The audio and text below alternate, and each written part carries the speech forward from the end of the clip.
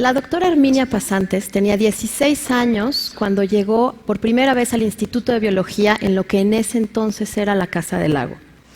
Ahí conoció al doctor Teófilo Herrera, quien muy gentilmente le mostró el instituto. Voy a citar a la doctora. Quedé maravillada por el ambiente intelectual y de investigación que vi ahí. Las personas estaban con microscopios, dibujando, con los especímenes en la mano. Yo creí que iba a estudiar medicina y en ese momento hice el contraste muy claro entre la sala de urgencias y ese ambiente de actividad intelectual y pensé, esto es lo que quiero. Y entonces le pregunté al doctor, ¿qué tengo que hacer para trabajar aquí? Y él me contestó, estudiar biología. Veamos la semblanza, por favor, de la doctora.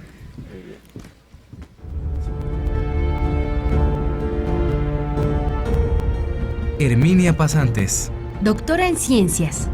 Ha impartido cursos de Bioquímica y Neurobiología en la Facultad de Ciencias y de Neurobiología en la Facultad de Psicología de la UNAM, entre otras universidades de México y de Latinoamérica. Se destaca por su labor de más de 50 años en investigación y docencia en temas de neurobiología. Sus investigaciones sobre la fisiología de la taurina y sobre aspectos celulares y moleculares del edema cerebral tienen reconocimiento nacional e internacional. Es líder reconocido en esos temas. Premio Nacional María Lavalle Urbina. Premios otorgados por las universidades de Tabasco y de San Luis Potosí. Número homenaje de la revista Neurochemical Research. Premio Universidad Nacional. Investigadora emérita de la UNAM y del Sistema Nacional de Investigadores. Premio Nacional de Ciencias y Artes. Es autora del libro De Neuronas, Emociones y Motivaciones.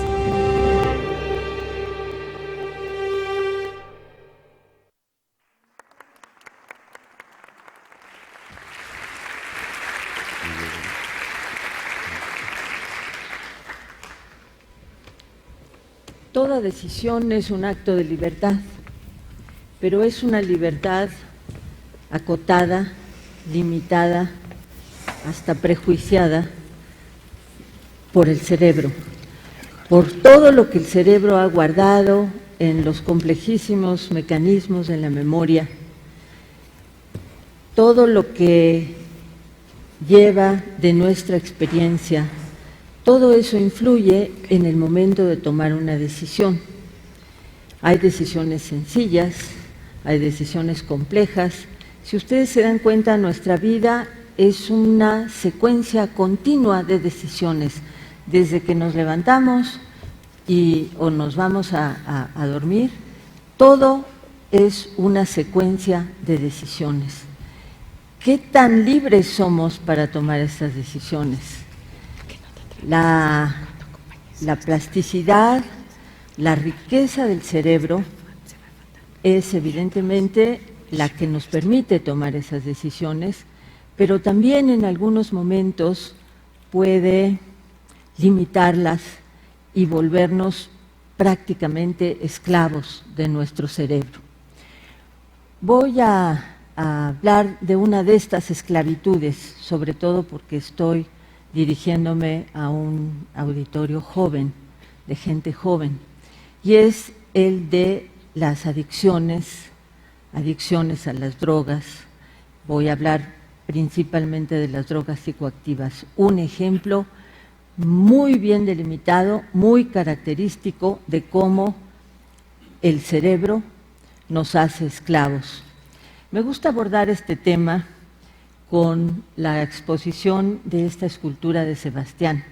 Vean, es un objeto muy hermoso, con mucha fuerza, con un color, como que nos hace inmediatamente elevarnos, digamos, hacia aspectos poderosos. Es, en efecto, algo muy hermoso, algo muy interesante, pero su nombre nos lleva al tema que quiero hablar. Esta escultura se llama El yugo. Así son las adicciones son interesantes, poderosas, nos hacen sentir fuertes, nos hacen sentir dueños del mundo, pero finalmente son un yugo. Las emociones las percibimos en una zona particular del cerebro, que está bien estudiada, que está bien entendida y que se llama circuito de recompensa. En esta zona del cerebro, es en donde se perciben y se procesan las emociones. Entonces, estas drogas psicoactivas que nos van a generar esa emoción, ese sentimiento de poder, ese sentimiento de euforia, de alegría, de que todo está bien en el mundo, están localizadas precisamente en esta zona. Y como todo en nuestra vida, todo, absolutamente todo, desde los movimientos para subir la escalera hasta el pensamiento filosófico más abstracto, todo es el resultado de la función de las neuronas que conforman el cerebro y de la comunicación entre las neuronas. Las neuronas se comunican unas con otras a través de una prolongación que es este axón que se llama, se establece un contacto entre las neuronas. Y esa comunicación entre las neuronas, como les digo, es la responsable de todo lo que hacemos, lo que pensamos, lo que sentimos, lo que soñamos, lo que creamos, absolutamente todo se basa en esa comunicación entre las neuronas. Es una comunicación compleja. Vean la puntita del axón, la parte terminal del axón, es esa estructura a través de la cual se comunican unas neuronas con otras. Y la comunicación no es por contacto directo de las neuronas, sino que hay un espacio que debe salvarse para establecerse esa comunicación y que lo cumple una molécula química, un mensajero químico, un neurotransmisor. Entonces, cuando una neurona se quiere comunicar con otra, libera ese neurotransmisor que está almacenado en esas pequeñas vesículas que se observan en la fotografía electrónica y también esquemáticamente en ese dibujo. Y el neurotransmisor sale de la neurona y entonces se conecta como, de una manera digamos muy simplista, como la llave en una cerradura, se conecta con otras estructuras más complejas, proteínas, que son los receptores. Entonces, cada neurotransmisor específicamente se conecta con el receptor y abre la puerta para la comunicación entre las neuronas. Pero esa comunicación, esa conversación entre las neuronas, no tiene que ser regulada, no puede ser ni muy intensa ni muy prolongada. Al cerebro tampoco le gusta el placer desenfrenado. Entonces, esa conversación tiene que regularse y eso se hace a través de remover del lugar de la comunicación a estas moléculas químicas en lo que se llama un transportador. Un transportador es como un autobús a donde las moléculas se meten, se conectan y salen del sitio de la comunicación.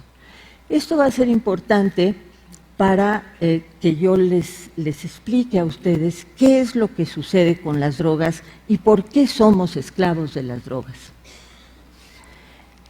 Es muy sorprendente. Cualquier droga, ya sea la que viene de un árbol de la coca, o la de un plantío de marihuana en Oklahoma, o de los hongos de la sierra de Oaxaca, o de un plantío de amapolas en Afganistán, o de los peyotes de San Luis Potosí, esas drogas, para que tengan los efectos que tienen en el cerebro, deben actuar en el cerebro.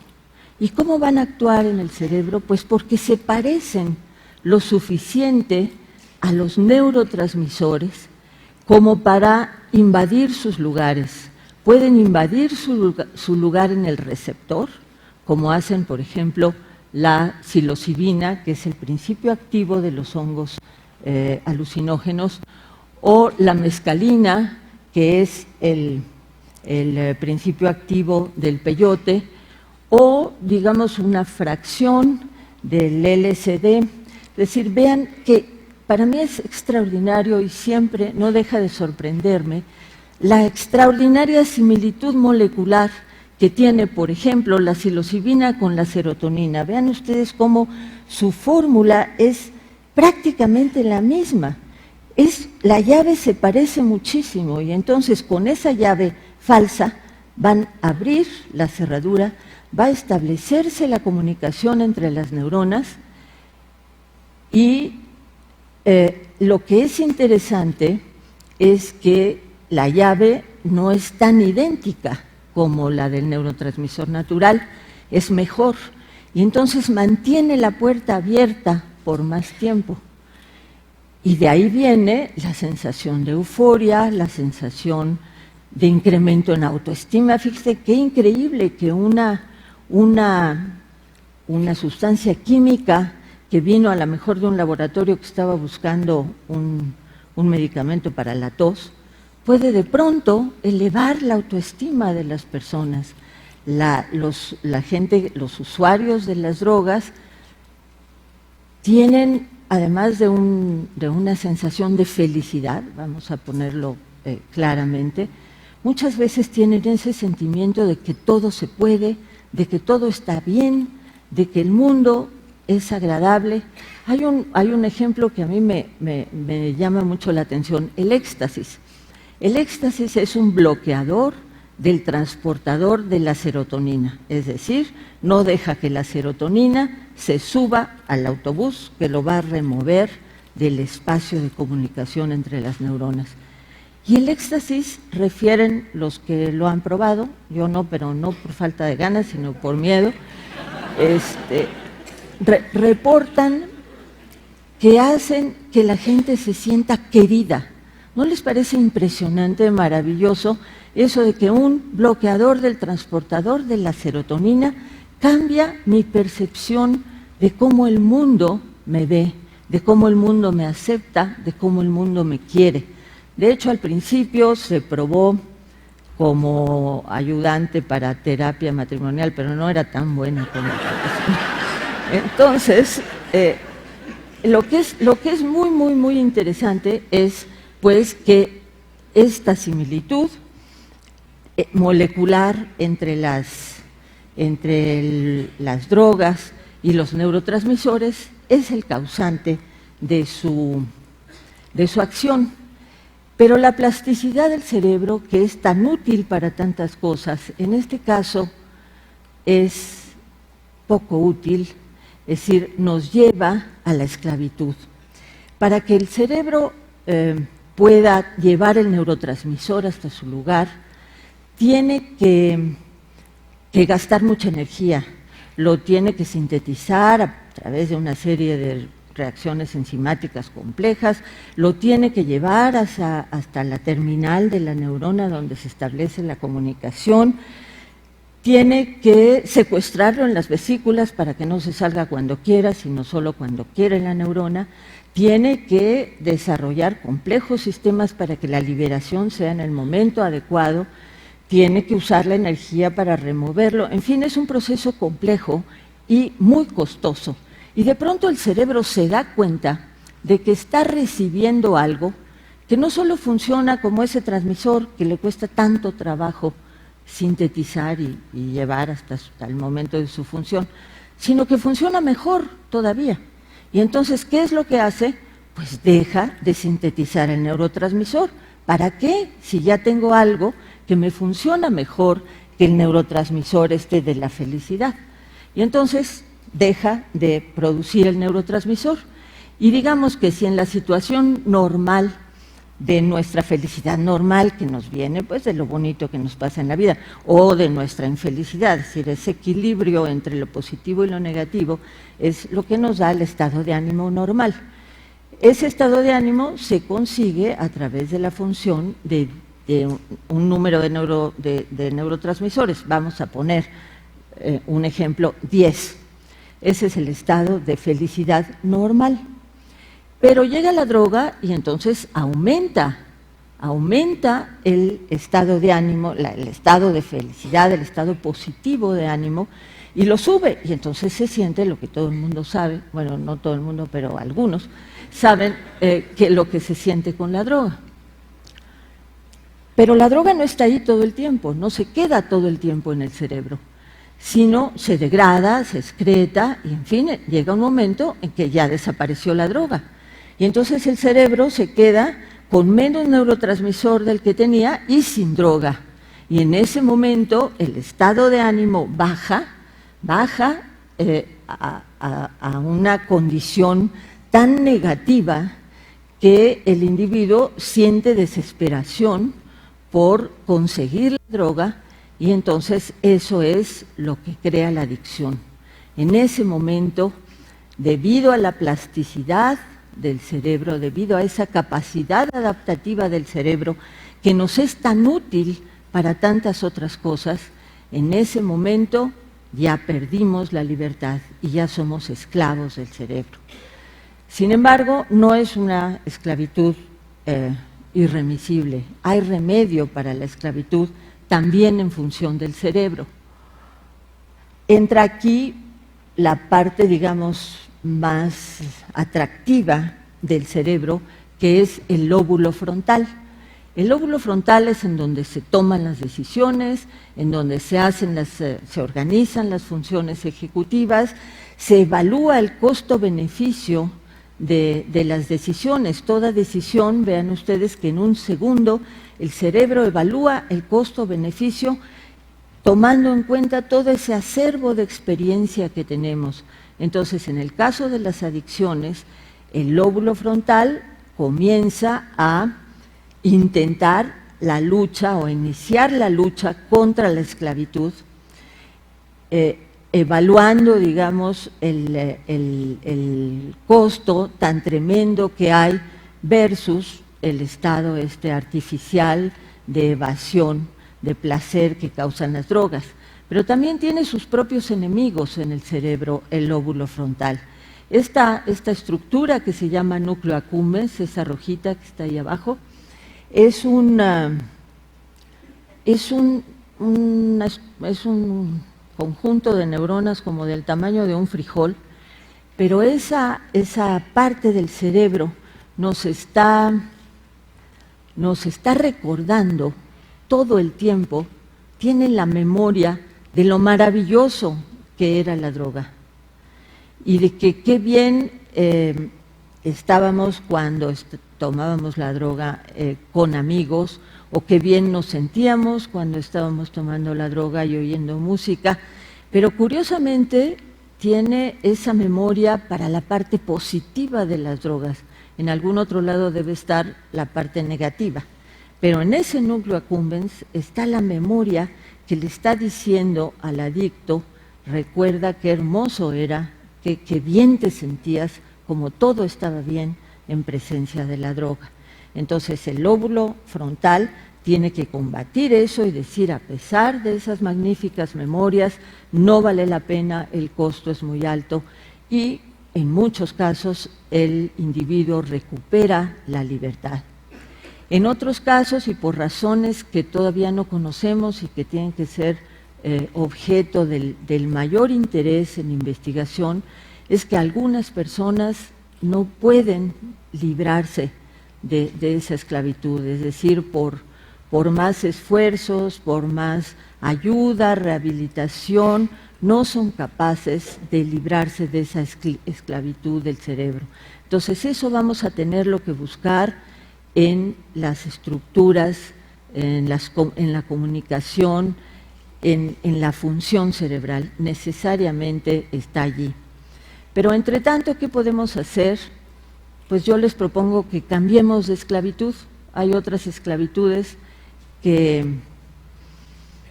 son igualmente placenteras, pero a lo mejor menos peligrosas. Para ustedes jóvenes y para todos, porque la emoción no tiene edad, les propongo que cambien la esclavitud de las drogas por la esclavitud del enamoramiento. Enamorarse, en la etapa esta del enamoramiento, se tiene exactamente, recuerden ustedes muy bien, hasta yo me acuerdo,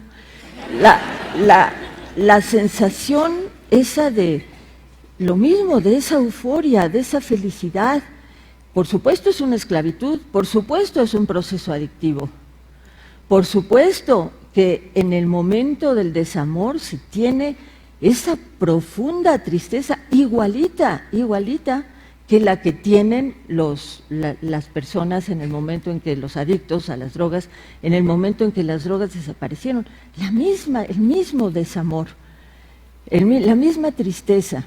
Entonces, en esos momentos uno piensa, ¿por qué no hay una pastillita para el desamor? Pero imagínense la desgracia que sería para la literatura universal. Sí, la cantidad de poemas, de novelas, bueno, y qué les digo para las canciones rancheras y los boleros. Bueno, entonces, pues si tenemos que perder nuestra libertad, vamos perdiéndola así. Muchas gracias.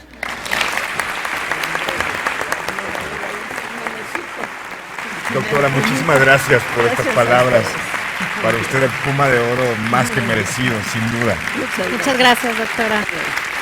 Acompañe.